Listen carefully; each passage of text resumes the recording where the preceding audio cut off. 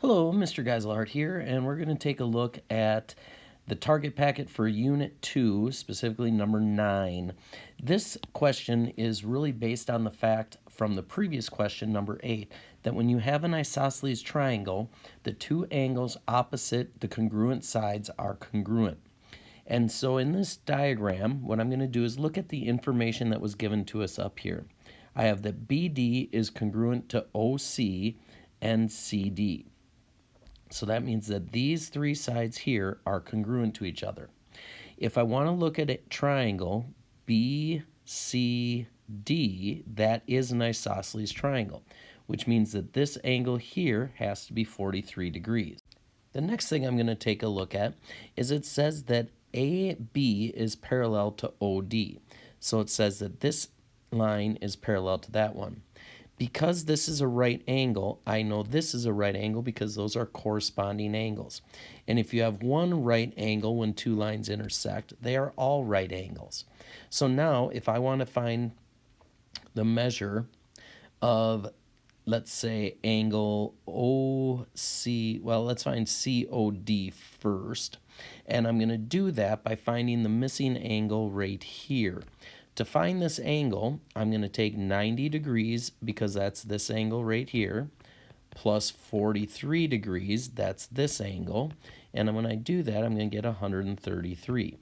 Now, if I want to take 180 degrees, because there's 180 degrees in a triangle, subtract 133 degrees, that's going to give me 47.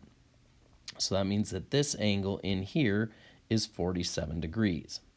Now, I also know that this angle, so angle COD, is the same as angle CDO, because again, this is an isosceles triangle, so the two base angles are the same, or the angles across from the congruent sides are the same. So that means I know that COD is equal to 47. Now, OCD, that's this big angle here. Well, we already know a few angles. Remember, the angles in a triangle have to add up to 180 degrees. So 47, 47, 43, and then one more angle have to add up to 180. So if we do 47, 47, 43, and I add all those together, that's going to give me 137. Now, if I take 137 and subtract from, let me redo this again. If I take 180 and subtract 137, that's going to equal 43.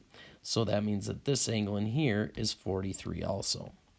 Then the last thing we want to do is find the measure of angle A. Well, if I look at angle A and angle O, and this is getting kind of messy here. I'm just going to erase a little bit of this here.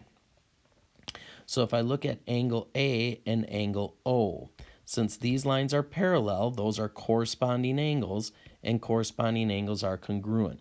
So angle A is going to be the same as angle COD, which is 47. And that is how you do that problem.